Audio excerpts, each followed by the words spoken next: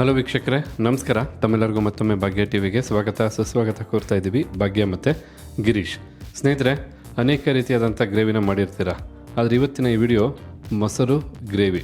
ಬೇಕಿದ್ರೆ ಈ ರೆಸಿಪಿನ ಮೊಸರು ಆನಿಯನ್ ಕ್ಯಾಪ್ಸಿಕಮ್ ಗ್ರೇವಿ ಅಂತಲೂ ಕರಿಬೋದು. ಯಾಕೆಂದರೆ ಮೊಸರಿನ ಜೊತೆಗೆ ಈರುಳ್ಳಿ ಮತ್ತು ಕ್ಯಾಪ್ಸಿಕಮ್ನ ಉಪಯೋಗಿಸ್ತಾ ಇರೋದ್ರಿಂದ ಖಂಡಿತ ಡಿಫ್ರೆಂಟ್ ಆದಂಥ ರೆಸಿಪಿ. ಹಾಗೆ ಬನ್ನಿ, ಈ ರೀತಿಯಾದಂಥ ಮೊಸರು ಗ್ರೇವಿನ ಮಾಡೋದಕ್ಕೇನೆಲ್ಲ ಪದಾರ್ಥಗಳು ಬೇಕು, ಹಾಗೆ ತಯಾರು ಮಾಡ್ತಕ್ಕಂಥ ವಿಧಾನ ಹೇಗೆ ಅಂತ ಈಗ ನೀವು ನೋಡ್ಕೊಳ್ಳೋರಂತೆ. ಹೀಗಿಲ್ಲಿ ಮೊಸರು ಗ್ರೇವಿನ ಸಿದ್ಧ ಮಾಡೋದಕ್ಕೋಸ್ಕರ ಮೊದಲಿಗೆ ಒಂದು ಬಟ್ಲನ್ನ ತೊಗೊಂಡು ಬಟ್ಲಿಗೆ ನೋಡಿ 2 ಈರುಳ್ಳಿನ ಈ ಒಂದು ಹದದಲ್ಲಿ ಕಟ್ ಮಾಡಿ ಬಟ್ಲಿಗೆ ಹಾಕ್ತಾ ಇರ್ತಕ್ಕಂಥದ್ದು. ಜೊತೆಗೆ 3 ಕ್ಯಾಪ್ಸಿಕಮನ್ನು ಈ ಒಂದು ಹದದಲ್ಲಿ ಕಟ್ ಮಾಡಿ ಬಟ್ಲಿಗೆ ಹಾಕ್ತಾ ಇರ್ತಕ್ಕಂಥದ್ದು.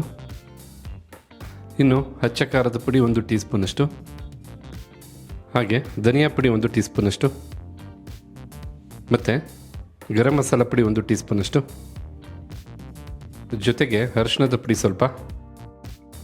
ಈ ಸಮಯದಲ್ಲೇ ರುಚಿಗೆ ತಕ್ಕಷ್ಟು ಪುಡಿ ಉಪ್ಪನ್ನು ಹಾಕಿ ಈ ಒಂದು ಮೊಸರು ಗ್ರೇವಿಯ ರುಚಿ ಹೆಚ್ಚು ಮಾಡೋದಕ್ಕೋಸ್ಕರ 2 ಟೇಬಲ್ ಸ್ಪೂನಷ್ಟು ಕಡಲೆಕಾಯಿ ಬೀಜನ ಹುರಿದು ನಂತರ ತರ್ತರಿಯಾಗಿ ಪುಡಿ ಮಾಡಿರ್ತಕ್ಕಂಥದ್ದು ಕಡಲೆಕಾಯಿ ಬೀಜದ ಪುಡಿ ಇದು.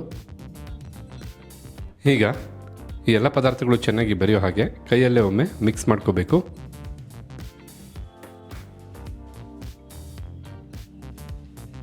ಈ ರೀತಿಯಾಗಿ ಎಲ್ಲ ಪದಾರ್ಥಗಳನ್ನು ಮಿಕ್ಸ್ ಮಾಡಿದ ನಂತರ ಈಗ ಈ ಒಂದು ಮೊಸರು ಗ್ರೇವಿಗೆ ಬೇಕಾದಂಥ ಒಗ್ಗರಣೆ ಮಾಡೋದಕ್ಕೋಸ್ಕರ ಒಂದು ಬಾಣಲಿನ ಬಿಸಿ ಮಾಡ್ಕೊಳ್ತಾ ಇರ್ತಕ್ಕಂಥದ್ದು. ಬಿಸಿಯಾದಂಥ ಬಾಣಲಿಗೆ 2 ಟೇಬಲ್ ಸ್ಪೂನಷ್ಟು ಎಣ್ಣೆನ ಹಾಕಿ ಎಣ್ಣೆನ ಬಿಸಿ ಮಾಡ್ಕೋಬೇಕಾಗತ್ತೆ. ಈಗ ಇಲ್ಲಿ ಎಣ್ಣೆ ಬಿಸಿಯಾಗಿದೆ. ಬಿಸಿಯಾದಂಥ ಎಣ್ಣೆಗೆ ಸ್ವಲ್ಪ ಜೀರಿಗೆ, ಹಾಗೆ ನೀಟಾಗಿ ಸಿಪ್ಪೆ ತೆಗೆದು ಚೆನ್ನಾಗಿ ಜಜ್ಜಿರ್ತಕ್ಕಂಥ 1 ಗೆಡ್ಡೆಯಷ್ಟು ಬೆಳ್ಳುಳ್ಳಿ, 2 ಹಸಿಮೆಣಸಿನಕಾಯಿಗಳನ್ನ ಮಧ್ಯಕ್ಕೆ ಸೀಳಿ ಬಳಸ್ತಾ ಇರ್ತಕ್ಕಂಥದ್ದು. ಇದನ್ನೆಲ್ಲ ಈಗ 1 ನಿಮಿಷ ಲೋ ಫ್ಲೇಮ್ನಲ್ಲೇ ಫ್ರೈ ಮಾಡ್ಕೋಬೇಕು. ಬೇಕಿದ್ರೆ ಮೀಡಿಯಂ ಫ್ಲೇಮ್ನಲ್ಲೂ ಫ್ರೈ ಮಾಡ್ಕೋಬೋದು. ಈ ರೀತಿಯಾಗಿ 1 ನಿಮಿಷ ಇದನ್ನೆಲ್ಲ ಫ್ರೈ ಮಾಡಿದ ನಂತರ ಮೊದಲೇ ನಾವು ಬಟ್ಲಿಗೆ ಈರುಳ್ಳಿ ಕ್ಯಾಪ್ಸಿಕಮನ್ನೆಲ್ಲ ಹಾಕಿ ಏನು ಚೆನ್ನಾಗಿ ಕಲಸಿಟ್ಟಿದ್ವಿ, ಆ ಪದಾರ್ಥನೆಲ್ಲ ಕಂಪ್ಲೀಟಾಗಿ ಒಗ್ಗರಣೆಗೆ ಹಾಕಿ ಮೀಡಿಯಂ ಫ್ಲೇಮ್ನಲ್ಲೇ 5 ನಿಮಿಷಗಳ ಕಾಲ ಈ ಒಂದು ಪದಾರ್ಥನೆಲ್ಲ ಒಗ್ಗರಣೆ ಜೊತೆಗೆ ಬೆರೆಸಿ ಬಿಸಿ ಮಾಡ್ಕೋಬೇಕಾಗತ್ತೆ. ಎಷ್ಟು ಚೆನ್ನಾಗಿ ನೀವು ಈ ಪದಾರ್ಥನೆಲ್ಲ ಬಿಸಿ ಮಾಡ್ಕೊಳ್ತೀರಾ ಅಷ್ಟು ಸೊಗಸಾದಂಥ ರುಚಿನ ಖಂಡಿತ ಪಡಿಬೋದು. ಈರುಳ್ಳಿ ಮತ್ತು ಕ್ಯಾಪ್ಸಿಕಮನ್ನೆಲ್ಲ ಸ್ವಲ್ಪ ಚೆನ್ನಾಗಿ ಬೇಯಿಸ್ಕೋಬೇಕಾಗತ್ತೆ. ಹೀಗಿಲ್ಲಿ 5 ನಿಮಿಷ ಮೀಡಿಯಂ ಫ್ಲೇಮ್ನಲ್ಲೇ ಚೆನ್ನಾಗಿ ಎಲ್ಲ ಪದಾರ್ಥನೂ ಹುರಿದಾಯಿತು. ನೋಡ್ತಾ ಇದ್ರಲ್ಲ, ಎಲ್ಲ ಸಹ ಚೆನ್ನಾಗಿ ಬಿಸಿಯಾಗಿ ಬೆಂದಿರ್ತಕ್ಕಂಥದ್ದು. ಈಗ ಫ್ಲೇಮನ್ನು ಆಫ್ ಮಾಡ್ಕೊಳ್ಳೋಣ. ಬಿಸಿ ಇದೆ, 5 ನಿಮಿಷಗಳ ಕಾಲ ತಣ್ಣಗಾಗಬೇಕು. ತಣ್ಣಗಾದ್ಮೇಲೆ ಇದಕ್ಕೆ ಮೊಸರನ್ನು ಮಿಕ್ಸ್ ಮಾಡಬೇಕಾಗತ್ತೆ. ಸರಿಸುಮಾರು 5ರಿಂದ 10 ನಿಮಿಷ ಆದ ನಂತರ ಕಂಪ್ಲೀಟಾಗಿ ಹುರಿದು ಬಿಸಿ ಇದ್ದಂಥ ಪದಾರ್ಥ ಎಲ್ಲ ತಣ್ಣಗಾಗಿರ್ತಕ್ಕಂಥದ್ದು. ಈ ಸಮಯದಲ್ಲಿ 300 ml ಗಟ್ಟಿ ಮೊಸರನ್ನು ಬಳಸ್ತಾ ಇರ್ತಕ್ಕಂಥದ್ದು.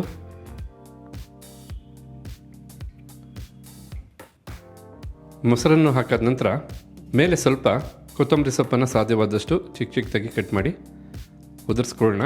ಈಗ ಮೊಸರು ಮತ್ತು ಕೊತ್ತಂಬರಿ ಸೊಪ್ಪೆಲ್ಲ ಮಿಕ್ಕಿದೆಲ್ಲ ಪದಾರ್ಥದ ಜೊತೆ ಚೆನ್ನಾಗಿ ಬೆರೆಯೋ ಹಾಗೆ ಮಿಕ್ಸ್ ಮಾಡ್ಕೋಬೇಕು. ಈ ರೀತಿಯಾದಂಥ ಮೊಸರು ಗ್ರೇವಿ ಚಪಾತಿಗೆ, ದೋಸೆಗೆ ಅಷ್ಟೇ ಯಾಕೆ ಅನ್ನಕ್ಕೂ ಸಹ ಬಹಳ ಚೆನ್ನಾಗಿ ಹೊಂದ್ಕೊಳ್ಳುತ್ತೆ. ತುಂಬ ಈಸಿಯಾಗಿ ಬಹಳ ಬೇಗ ತಯಾರು ಮಾಡ್ಕೋಬೋದಾದಂಥ ಅತ್ಯಂತ ರುಚಿಕರವಾದ ಹಾಗೆ ಆರೋಗ್ಯಕ್ಕೂ ಉತ್ತಮವಾದಂಥ ಒಂದು ರೆಸಿಪಿ ಅಂದರೆ ಖಂಡಿತ ತಪ್ಪಿಲ್ಲ. ಈಗ ಇಲ್ಲಿ ನೋಡ್ತಾ ಇರ್ಬೋದು, ಕಂಪ್ಲೀಟಾಗಿ ಮಿಕ್ಸ್ ಮಾಡಿದ ನಂತರ ಮೊಸರು ಗ್ರೇವಿ ಸೂಪರಾಗಿ ಸಿದ್ಧವಾಗಿದೆ. ಒಳ್ಳೆ ಬಣ್ಣ ಇದೆ, ಒಳ್ಳೆ ಅರೋಮ ಇದೆ, ಬಾಯಿ ಚಪ್ಪರಿಸೋ ರುಚಿನಲ್ಲಿ ಸಿದ್ಧವಾಗಿದೆ. ತಿಂತಾ ಇದ್ದರೆ ಈರುಳ್ಳಿ ಕ್ಯಾಪ್ಸಿಕಮ್ ಎಲ್ಲ ಬಾಯಿಗೆ ಸಿಗ್ತಾ ಇದ್ದರೆ ರುಚಿನ ಮತ್ತಷ್ಟು ಎನ್ಹಾನ್ಸ್ ಮಾಡಿಕೊಡುತ್ತೆ ಈ ಒಂದು ಮೊಸರು ಗ್ರೇವಿ. ಹಾಗಿದ್ರೆ ನೋಡ್ಕೊಂಡ್ರಲ್ಲ ಯಾವ ರೀತಿಯಾಗಿ ಮೊಸರು ಗ್ರೇವಿನ ತಯಾರು ಮಾಡೋದು ಅಂತ. ಖಂಡಿತ ನಾವು ಮಾಡಿ ತಿಳಿಸಿದಂಥ ಈ ಮೊಸರು ಗ್ರೇವಿ ತಮಗೆಲ್ಲರಿಗೂ ಇಷ್ಟ ಆಗಿದೆ ಅಂತ ತಿಳ್ಕೊಂಡಿದ್ದೀನಿ. ಇಷ್ಟ ಆಗಿದ್ರೆ ವಿಡಿಯೋ ಒಂದು ಲೈಕ್ ಮಾಡಿ, ಹಾಗೆ ಈ ರೆಸಿಪಿ ಬಗ್ಗೆ ತಮಗಿರ್ತಕ್ಕಂಥ ಅನಿಸಿಕೆ ಅಭಿಪ್ರಾಯನ ತಿಳಿಸೋದನ್ನು ಮರಿಬೇಡಿ. ಎಲ್ಲದಕ್ಕಿಂತ ಹೆಚ್ಚಾಗಿ ಈ ವಿಡಿಯೋನ ಮತ್ತೊಬ್ಬರಿಗೂ ಹೆಲ್ಪ್ ಆಗೋ ಹಾಗೆ ಶೇರ್ ಮಾಡಿ ಅಂತ ಹೇಳ್ತಾ ತಮಗೆಲ್ಲರಿಗೂ ಧನ್ಯವಾದನ ತಿಳಿಸ್ತಾ ಇದ್ದೀವಿ. ಮತ್ತೊಂದು ಹೊಸ ವಿಡಿಯೋದಲ್ಲಿ ಹೊಸ ರೆಸಿಪಿ ಜೊತೆ ತಮ್ಮನ್ನು ಭೇಟಿ ಮಾಡ್ತೀವಿ. ಅಲ್ಲಿವರೆಗೂ ನಮಸ್ಕಾರ ವೀಕ್ಷಕರೇ.